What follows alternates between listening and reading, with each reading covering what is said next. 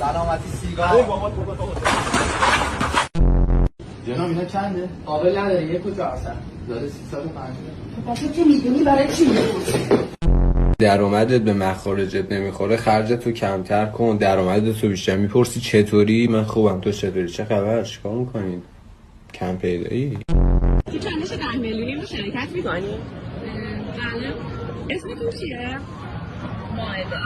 اگه همین الان سوره مائده رو بتونی بخونی 10 میلیون تومن برات کارت بفرد میکنم.